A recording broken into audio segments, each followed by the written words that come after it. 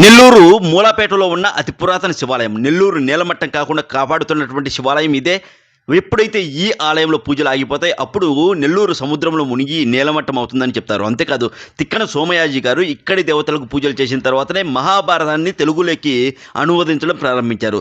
ప్రతిరోజు ఒక ఆవు చీమల పుట్ట దగ్గరికి వెళ్ళి అందులో పాలు పోస్తూ వచ్చేది. మందలోని ఆవులన్నీ పాలు ఇస్తున్నా ఒక ఆవు మాత్రం పాలు ఇవ్వకపోవడంతో ఆ ఆవును గమనిస్తూ వెళ్ళినటువంటి గోపాలుడు ఒక వింత కనబడింది అతనికి. చీమల పుట్టలో పాలు పోయడం గమనించినటువంటి ఆ వ్యక్తి అతను తన దగ్గర ఉన్నటువంటి గొడ్డలి ఆవుపైకి విసిరారు. ఆవు ఆ గొడ్డలి దెబ్బ నుండి తప్పించుకుంది.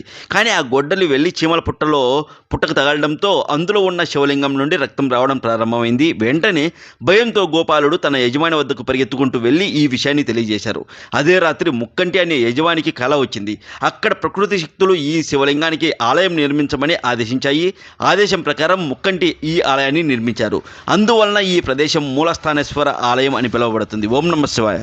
జాగ్రత్తగా వినండి. మీలో చాలామంది వ్యాపారాలు మొదలుపెట్టి అందులో కష్టాలు కూరుకొని పోయి ఉంటారు. నష్టాల్లో ఏం చేయాలో మీకు అర్థం కాదు.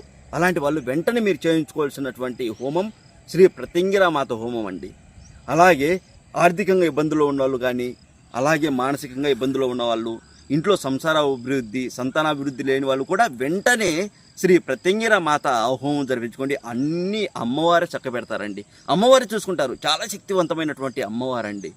అయితే ఇదంతా నేను ఎందుకు చెప్తున్నానంటే, మన ఛానల్ ఆధ్వర్యంలో మనం కేవలం 1000 ఒక్క రూపాయితోనే ఈ శ్రీ ప్రత్యంగిరామాత హోమం అయితే జరిపిస్తున్నామండి. ఆ ఒక్క రూపాయి కూడా ఎందుకంటే, మీకు అమ్మవారి పూజలో ఉంచి, హోమంలో ఉంచి ఆ ఒక్క రూపాయి మీకు మళ్ళీ ప్రసాదంగా పంపబడుతుంది. ఆ ఒక్క రూపాయిని మీరు బీరువాలో కానీ పూజ గదిలో కానీ పెట్టుకోండి. ఆ అమ్మవారి ప్రసాదంగా భావించండి. ఓకేనా?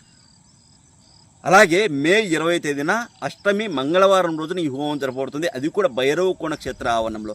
అతి పురాతనమైనటువంటి క్షేత్రం అండి. ఎప్పుడో కొన్ని వేల సంవత్సరాల నాటి క్షేత్రము. ఇక్కడ అమ్మవారు త్రిముఖ దుర్గామాత, 3 ముఖాలు కలిగినటువంటి అమ్మవారండి. చాలా గొప్ప క్షేత్రం. మీరు కావాలంటే గూగుల్లో చూడండి. అలాగే మీరు శ్రీ ప్రత్యంగిరామాత హోమం గురించి, అమ్మవారి గురించి కూడా ఒకసారి తెలుసుకోండి. యూట్యూబ్లో కొట్టి చూడండి.